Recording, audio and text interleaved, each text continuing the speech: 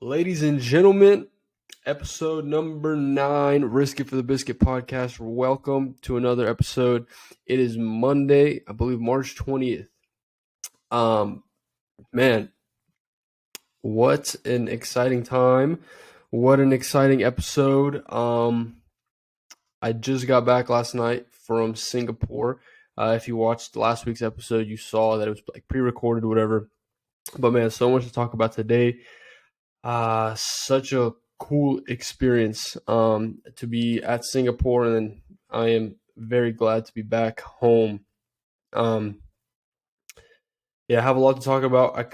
This could easily be a 3-hour episode, but I have a lot of stuff to catch up on, so we're not gonna do that. I'm gonna try to just hit through kind of the basic, or not the basic, but like the most interesting stuff from Singapore from this last week, and go from there. Also, as far as news and stuff, I think next week we're going to have the first episode with my co-host. So that's going to be sick. Last week, the episode was kind of different, told a lot of stories and whatnot, and cut those up into clips. And so those are up as well. But yeah, man, I don't know. I don't remember how much I mentioned. Maybe in the last couple weeks of my trip to Singapore. But it was a school trip through my university, and it was really cool. I had a good group of people that we went with. It was like a smaller group compared to some other trips that they had mentioned, so it was interesting. And basically, with the business school, what we did was go to different businesses, different corporations in Singapore, and just kind of talk to the people there. They kind of presented what their business is, what they do, how they do things in Singapore, stuff like that. Went to a bunch of different companies, man. Went to Coca-Cola, JP Morgan. The JP Morgan visit was very interesting, with everything going on with Silicon Valley Bank and stuff. That was cool too. That happened while I was traveling to Singapore, and the news and everything, Twitter, everyone's freaking out. And so I was like, of course, with my luck, we go into one of the biggest financial crises while I'm in Singapore. I'm not home, so that was kind of different. But from what I can tell, they got that sort of under control for now, at least. But yeah, so we were at the JP Morgan visit at that exact time, and they had to change some things up for our presentation because they're in meetings and stuff like that in regards to Silicon Valley and stuff like that. We went to what school is it? Nanyang Technological University, NTU, in Singapore, one of the big universities over there. That was a very cool visit, probably one of my favorites out of the whole trip. Where else did we go? We went to a bunch of places, and it was just very interesting to hear, very interesting to learn about Singapore, and I was very impressed by the place of Singapore. It's very different. It's unlike anything anywhere I've ever been.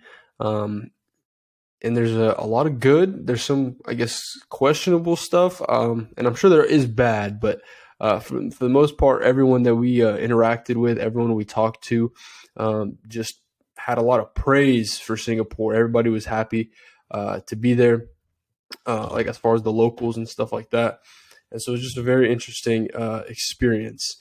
I think it's kind of underrated, in my opinion. I never really hear of Singapore as like a destination. Everybody knows it for business and whatnot.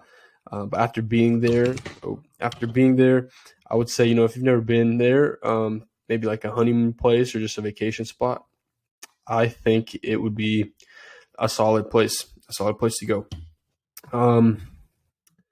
But yeah, so aside from the visits, man, we tried a bunch of different food. That was awesome. And we went to a bunch of different stuff. We went to that Marina Sands Bay with the that big building with like the little surfboard on top. We went there. They have like a night safari thing. We did a bunch of tours and museums, stuff like that. Very interesting place, man. Very interesting place. I think one of the first things that I noticed, and one of the things a lot of people talked about, was just how safe it is. Um, and there's a reason for that. I'll get into that a little bit later. But like, it's just so safe, man. Like you walk out, I'd walk out of my hotel, um, and it's just like you're not like, I don't know. It's very hard to put into words unless you go there and kind of experience it for yourself. I was joking. I was like, man, I haven't seen a single angry person here. Like it's just like a very like peaceful place. I feel like we got lucky with the weather as well. Usually it rains there a lot, um, but it didn't. I think they just finished up with their monsoon season, so it wasn't raining and it wasn't too hot. Uh, in the evenings it would feel a lot like if you go to Destin or Florida somewhere, kind of humid but with a nice little breeze. So it was very cool. But I guess, man, it's so much information. I don't even know where to really start. Um, I think to really like appreciate the place of Singapore, you got to understand the history of it too. Um, and that's part of the reason what made it seem and I think feel so so like inspiring. I guess is just that like everyone there is very aware of the history. Of course, it's a relatively young country, city state, whatever you want to call it. Um, but everyone's like aware of the history, and everyone um, it seems like the whole just community is like working together to kind of facilitate this place, man. And just like the sense of unity, there you go. The sense of unity among the people there was very, very inspiring. It was one of those things where it's like, man, I wish, or like I wish that our politicians would learn a thing or two from this place, um, and kind of implement it. Of course, Singapore is a lot smaller than the United States, but I was thinking about businessmen. They network with businessmen, artists network with artists, um, whatever. Church leaders network with church leaders to get ideas from one another, to learn from one another. And I was like, man, like I know politicians, they have to do that, right? um, but yeah, everything there seems like pretty legit and stuff like that. Um, I have some things written down, some notes that I took, that were I'm gonna just I guess go over. Um, One of the biggest things I feel like in terms of why Singapore is so successful, and I think most people would point to that as well, is that they're very big against anti-corruption. So the country, I believe, got their freedom, their independence, 1960, 1962, somewhere around that age range, 1965 ish, and from there they were actually, um, I believe, they struggled with poverty. It was a very poor country, um, but they the leadership, their leader, very everyone speaks very highly of him, Lee Kuan Yew. Um, he wanted to help build up Singapore into like this empire, right? And one of the ways they did it was through attracting foreign investment. How do you attract foreign investment? Um, in order to attract foreign investment, you can't have corruption. Corruption can't be a thing in order to attract foreign investors, for people to invest finances and resources into this place. So from the jump, the Singapore very big against corruption. They One of their strategies, which was interesting, that I don't know how it would go here, but like in America, when I say here, I mean America, they pay their politicians very, very handsomely. A lot of their politicians can make millions, like a 1 to 2 million salary a year, up from there. I don't know if that's the average, but that's what this professor from NTU that was talking to us, they pay them a lot. And part of the thought process is they want to pay their politicians a lot in order so that they would never even think of being corrupt. Um, and man, that's just like so fascinating. And for their history so far, 60 years, however long they've been around, it's worked. I think they said there's only been one case of corruption in the whole history. Um, so yeah, man, just so crazy. Um, what else? What else? There's just so much going through my head, and I could talk about this, I feel like, for a while. I want to get kind of the big points. Um, yeah, no corruption. Another thing they said that would attract foreign investment. It was everything they do in this country is like strategic in order to grow, in order to innovate, in order to advance. It's like there's so much like collaboration, teamwork, and they are very like long picture, long term oriented, um, which is another thing I feel like America could take a um, a lesson from, right? We're very short term oriented here, but they have projects, 2030, 2040, 2050. They all have it's a very big vision for Singapore, and it's just fascinating because it's like there's a unity around it.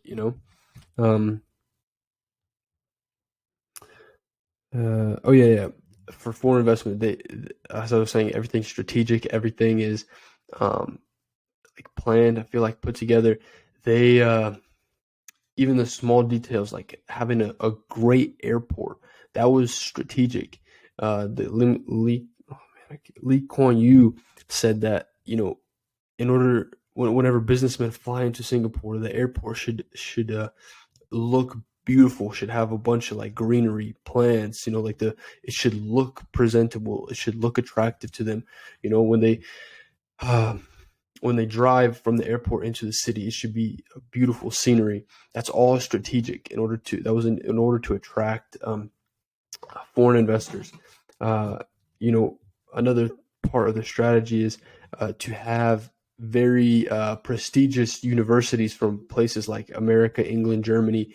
They wanted to have them have campuses and bases here because the thought process was if we're going to attract foreign investment into Singapore, that's going to bring the foreign CEOs, C-suite management. They wanted them to kind of set up camp and live in Singapore. And why they needed good education was because those C-suites and those executives' children were going to move with them. So they needed to have universities that could compete and provide a good education. So it's like every single part of their plan and strategy to grow Singapore was so strategic, so thought out. All the little things were so planned out, and to work together to make it work is just so impressive. I don't know. After talking, and most of this information was from the NTU professor that was talking to us. It's like after talking to him or when he talked to us, it just feels so inspiring, for the future to move forward and stuff like that. Um, so interesting. I really, this trip made me kind of want to have a job or an occupation that would allow me to go to Singapore or, to do some sort of business there, to live there.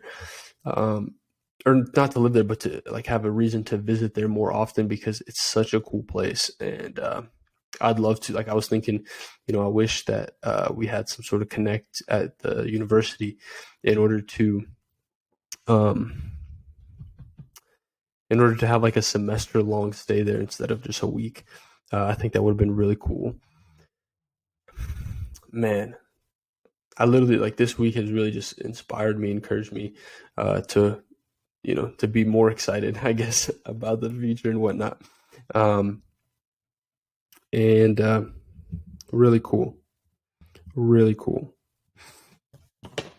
What else are we talking about? You said merit. Yeah, yeah. And here's one thing too. It seemed like on the topic of unity, like the majority of people, especially people we talk to, um, they're very like I guess, on the same page. The messaging that people speak about, the ideas that they have, the way that they move, it's all on the same page, all very similar. This was another strategic thing also. They have a lot of different cultures, a lot of different ethnicities in that area and in Singapore. And one of the strategies was we want to create unity. And so what we're going to do, they made English their number one language. That's their official language of Singapore is English. I was impressed by that, by the way, too. Traveling to foreign places, and I was kind of concerned, I'll have to pick up some Mandarin, to be able to communicate, but everybody there knows English. Like when you go out on the street, things are in English, signs, directions, everything is in English. So to kind of create unity in that region, because they have people from Malaysia, China, Japan, Korea, they have Australia, like all these different regions all together in that place. And so yeah, that was strategic to put English as the language because he wanted to create unity. Man, it's just crazy. But yeah, the messaging that I found impressive in Singapore, um, you know, they through policy, government policy as well, and just the culture. It's meritocracy is very much emphasized. They don't incentivize handouts. It's all about you get in, you get out what you put in type of place. And it's like everyone has an understanding about that. Nobody's looking for a handout. People that work very, very hard. Um, you know, that's just what's expected. The way they have things set up, um, you know, they like the government kind of one. Here's one thing, um, they didn't want they don't want the people to rely on the government to help them out. Essentially, in this sense, they have this thing. It's like not a forced but like a built-in savings account that kind of works with their taxes. This built-in savings account helps them pay for medical emergencies and to purchase a house. So the way it works, if I maybe this isn't 100% accurate, but from my recollection, they work right. Say for example, you make, or actually it doesn't matter how much you make.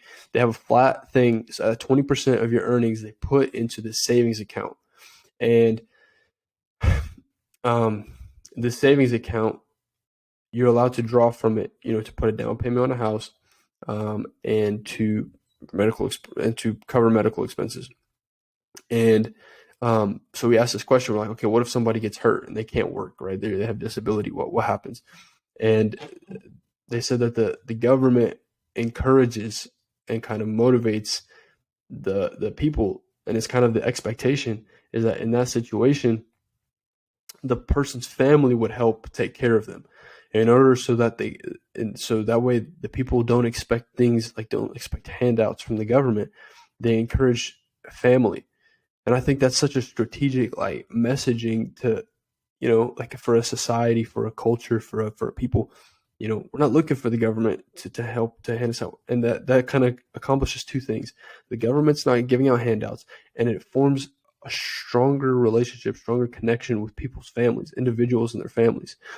And I think that's awesome, in a world right now where, the nuclear family is not, I guess, popular, or, people are trying to tear it down for some reason. But in Singapore, it's the reverse. They're saying, no, no, no, no, family, family first, have your family. You guys got to have and in order for that to happen, right, you got to have a good relationship with your family. Strategic. I feel like that right there is strategic. Very interesting. Um, just so much things like that. I feel like the messaging that the government and the whatever that they've been pushing is very strategic as well. Right now in America, in the past couple of years, police have been very unpopular. I took a picture. They're like advertising their police force. They're saying, so it was like a sick picture, like an edited picture, with the police um, and like they're proud of that, that they have a safe place to live, and they credit that to their police, which I think is awesome. Um, That's one thing about Singapore. Very, very safe as well. The same way that they highlight and emphasize no corruption. They're very strict on laws. You know, you can't even. I don't. You're not allowed to bring gum uh, into the country at the airport. They won't let you. Chewing gum is illegal, and it's very strict. Drugs are illegal. And I guess this is controversial. I'm not very educated into this, but I thought it was impressive and just like the surface level thought process of it, it makes sense.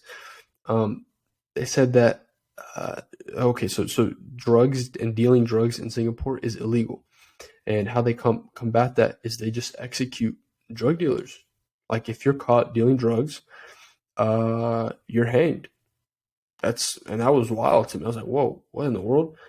And with if that's the verdict, I figured that not a lot of people deal drugs. But they said that on average, yearly, 5 to 10 people they get hanged for dealing drugs.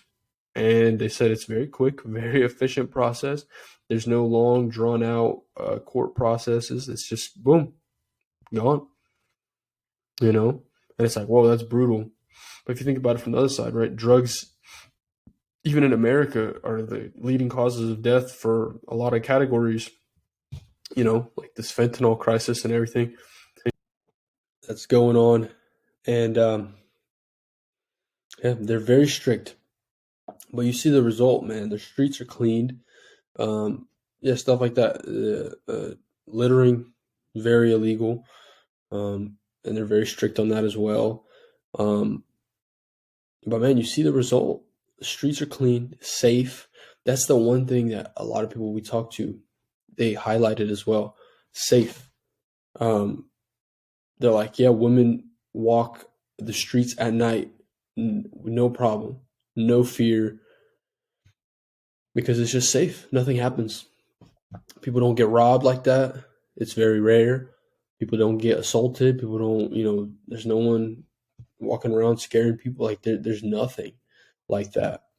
It was very impressive. Another thing that was interesting was just the amount of like religions together, and there's peace.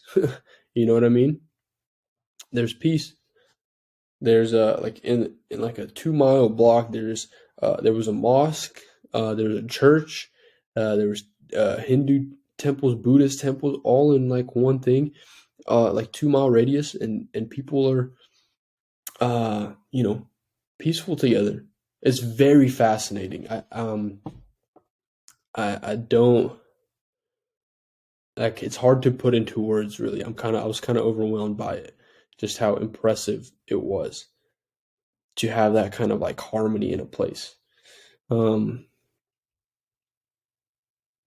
yeah, they said that, they used to have problems with it, but they really just preach unity, especially to the kids in school.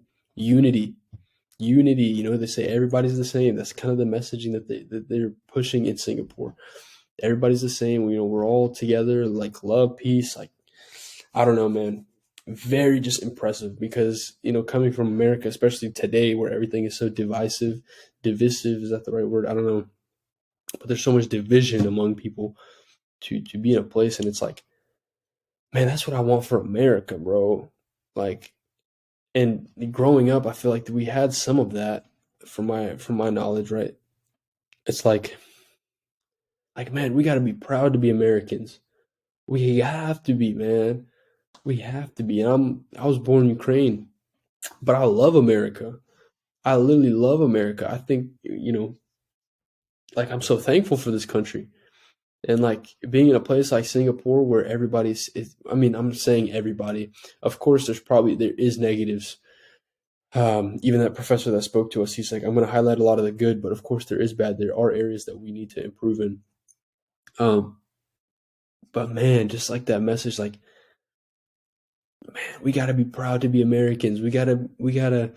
Um, we gotta, work together, man. There's gotta be unity. We gotta come together and not let whatever narratives that are being pushed, these negative narratives, like that's gotta get out. Like we gotta stop with that. um, you know, Like that's like the one thing I want to see is just people to be proud to be American. Um, since when is the American flag like such a like sometimes it's almost like you see an American flag and it's like, oh, for some reason people have like a bad connotation with that, or like, oh, that person's right. Since when is the American flag right or left wing? Like American, like Patrick Bet-David always talks about after 9/11, people put aside, I'm not a Democrat, I'm not a Republican, I'm an American, and I don't want there to be a tragedy that unites America.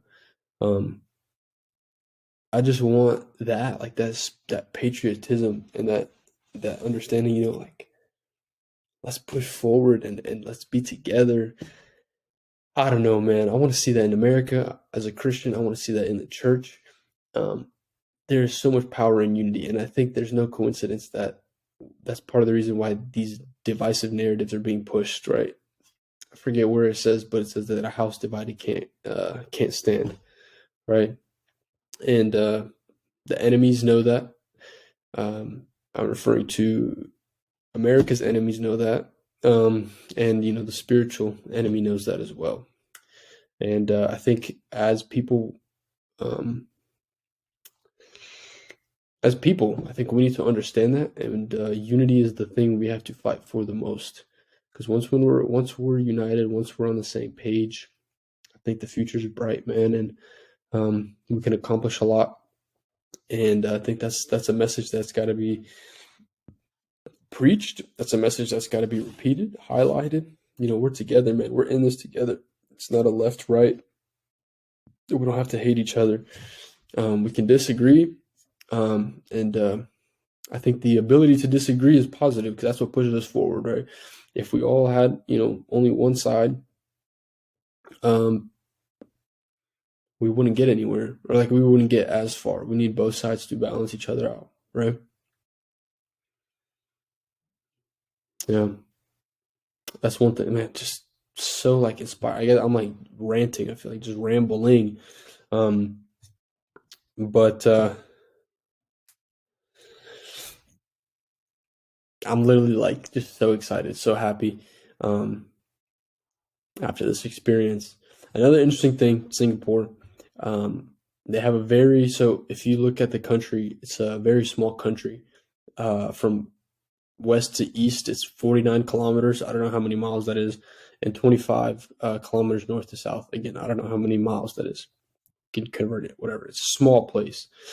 Um, I think you take any major city in America, it's roughly like a similar land area. So what they have is they have very, very good public transportation, very efficient, very affordable. And because of that, right, that's part of the reason that they have it. But they don't want people to have cars, essentially, which is, I guess, like a negative. But for them, it does make sense. It's a small place with a lot of people, and that's one of the ways they try to, kind of combat that. I get combat that issue. And so basically, in order to buy a car in Singapore, it's very expensive, which I didn't know. But essentially, what you have to do is they have a COE, a certificate of entitlement, and that the cost of that is just a piece of paper that pretty much says that you can buy a car. The cost of that fluctuates depending on whatever I guess the government decides or the market or how many cars are being purchased or not, things like that. But basically, I think right now they said it costs $80,000. So you buy this piece of paper for $80,000. And then after you buy this piece of paper for $80,000, then you can go buy a car. But the prices for cars are about 3 to 4 times as much as they are in the US, or like that we're accustomed to. It's very, very expensive to buy a car. And not only that, but once you buy this car, you can only have it for 10 years. After 10 years, you either got to extend the COE or you have to renew or you have to get rid of the car. So, very interesting. Um, But I guess people, there are a good bit of cars that I saw. I mean, it's not like and that's like the interesting part because every single car that's on the road, it's very expensive, and a lot of people do have cars. Um, but yeah, that's just one thing that was interesting. Um, And one of the other interesting, I guess, messages or sentiments from people like this professor that spoke to us, he said he really feels like his government works for him. There seems to be none of this sense of like distrust between the people and the government. Um, like the people genuinely feel, and I talk to a lot of like locals, I try to ask a lot of questions, and the people genuinely feel like the government works for them. They feel like the government doesn't have, corruption, um, and that the government's working in their best interest, which was so fascinating. Such a different perspective, than what we are used to. So such a fascinating place, man. I really enjoyed my time. I'm thankful for this trip through the university. Um, it was very cool. We had a good group of people that went as well, good professors, and it was just awesome. Every part of it, I think, was very cool. The schedule, I had a lot of free time to go check out stores, restaurants, places like that, and eat a lot of good food. And I think that's the one thing about Singapore too is there's so many cultures, so you can experience so many different cultures in one spot. I feel like there's they have like a Chinatown, Little India. They have Arab Street, so they have like these neighborhoods and pockets of people from different countries, things like that. So that was very very cool. Um, I hope to go back as sometime, um, and yeah, I think if God gives us life, into the future, at some point it'd be cool to have some sort of business connection there, to kind of have a reason to travel there. The travel though is insane. I think it was like 25 hours total travel time, uh, from here to there and then back. We stopped through Doha, and that was interesting as well. Flying to Qatar, with the World Cup and everything. Um, Growing up here, and I never really traveled to Middle East and stuff like that, so I was exposed a lot to the like Muslims, those people of that faith, and it was very interesting to see as a Christian to kind of be around that, because in America it's kind of I haven't had much experience with it, and I really don't know much about other religions, but it was just interesting to kind of and be around it.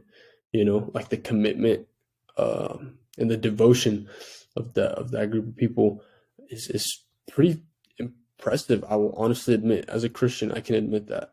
Um, and like in the airport, they have prayer rooms. They're very committed to the prayer, stuff like that. I think they said they pray 5 times a day, and that was one thing that was just interesting to observe. And I think it kind of even convicted me as a Christian, as a believer in Jesus, to kind of hold myself to a higher standard in my devotion to Jesus, and my devotion to, because all the religions, it's like we believe that, okay, Jesus is Lord, and every religion believes that their religion is the religion, and you see the different level, or their religion is the belief, and it's like it was interesting to see, um, how other religions, like I would guess, carry themselves, or how they, um, practice their faith.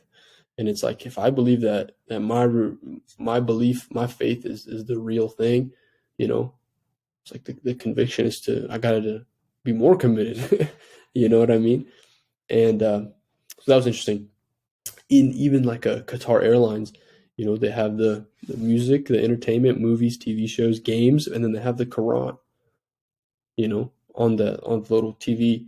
So it's like interesting to me, in America we are, you know, uh, like a Christian nation, right? But it's like, where's that? How cool would that be to go on Delta and you have uh, music, games, TV shows, and the Bible? Wow, you know. Um, So that's just another thing, I guess, just on the trip, um, that I found fascinating and interesting. But I'm glad to be back. I'm glad to be home. So far, I don't really feel jet lagged. Um,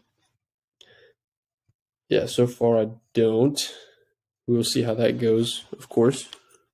Man, I gotta fix this, get better headphones or a better mic. One of the two. I don't remember. But yeah, man. I'm glad to be back. I got 6 weeks left to school, and then we are done. That's wild. So stay tuned for that. I'm going to be talking once I graduate a little bit more about my experience with school, you know, pros, cons, what's next. Then we're going to start working, and just moving forward. I'm just excited to be done. I'm excited to close this chapter of my life. And it's exciting. It's starting to settle in. Reality is starting to settle in a little bit. I'm excited to move forward with the podcast. I think once I'm done with school, that's going to give me more opportunity to really focus on growing this, building this. And that's one thing that has me excited as well. And yeah, some changes will be coming soon. We will be working on that. And we're going to make this more legit. That's my goal. So far, we've been sticking to the goal. It's just to produce the content. It's just to put it out there, and but we will work on legitimizing it all, on being more consistent, and on just producing a better show. I think next week. I see that's the thing. If I was all in, if I didn't have school, it'd be more legit, more professional. But I only have so much time, and I can only put in so much effort across all the things that I'm involved in. But slowly but surely. And so that's it. If you have any questions, honestly, about Singapore, maybe comment. I don't know if anyone's going to watch to the end here, but comment any questions you have. If you have any topics that you think would be interesting for me to talk about, let me know. But so far, that is it. I think I'm going to finish up here. Look into Singapore a little bit. That would be my advice. Very fascinating place. Let's see.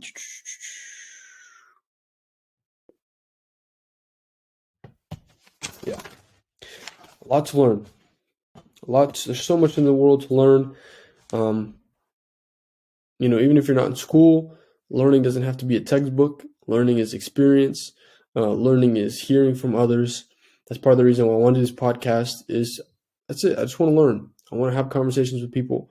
I want to discuss ideas, strategies, things like that. And I think a podcast, a platform, a library collection of things is very beneficial. And that's what we're going to do. So again, Singapore, very awesome. Very thankful for this trip. Learned a lot, experienced a lot, ate a lot of good food, learned, I guess I keep saying that, but very cool. Very, very cool. But yeah, man, that's it for this week. Kind of a little bit of a longer episode. Stay tuned for updates. Subscribe, like, comment, all that stuff. And I will see you guys next Monday for, I think, episode 10, and hopefully with our special guest. So that's it, man. Have a beautiful, blessed week. See you next Monday.